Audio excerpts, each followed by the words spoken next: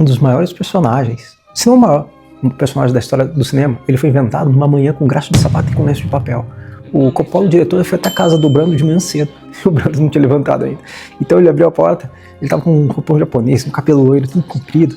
O Coppola olhou e falou: cara, esse não é o Don Corleone. Não chegava nem perto. Então o que o Brando fez? Ele pegou graxa de sapato, passou no cabelo. Pronto, resolveu ali naquela hora. Depois ele pegou o lenço de papel, enfiou dentro das bochechas e começou a atuar sem falar nada. E no meio do teste, o telefone tocou e ele atendeu fazendo um personagem.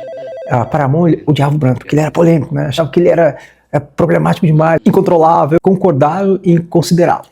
Só se ele fizesse o teste de graça e pagasse do próprio bolso qualquer atraso que ele causasse. Foi assim que eles conseguiram fechar com o Brando, né? Eles viram o teste, não tiveram escolha. O Brando, ele não era um cara de membros artistas, não gostava muito, então ele improvisava, ele fazia várias coisas, né? Tem alguns filmes que dá pra ver ele colocando papel colado nas câmeras, fora do campo de visão, tudo pra ele não precisar decorar. E mesmo assim, cada cena parecia inevitável. É muito doido.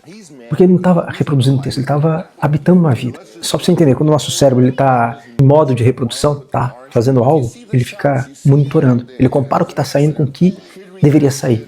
E isso cria atenção.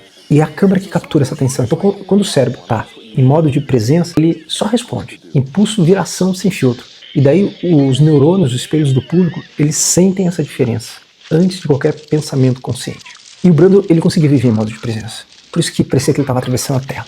E a pergunta não é quantas falas você decorou, é quantas vezes você entrou em cena realmente presente. Cara, você me conta isso. Quantas vezes você achou que você estava presente sem monitorar a própria performance? Eu estou recebendo muito comentário de pessoas que ficam se julgando, que tem essa dificuldade. Então eu venho pensando sempre no próximo conteúdo baseado nesses comentários, que eu reparo que muitos dos atores que estão me seguindo aqui hoje não tem problema técnico de performance. Tem talento de sobra.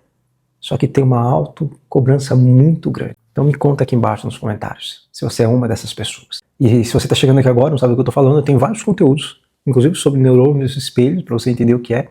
Eu sou Paulo Faria, eu sou ator, sou diretor, e eu ajudo, além de refinar a sua atuação, eu te ajudo a encontrar o posicionamento que você precisa para poder viver da sua paixão.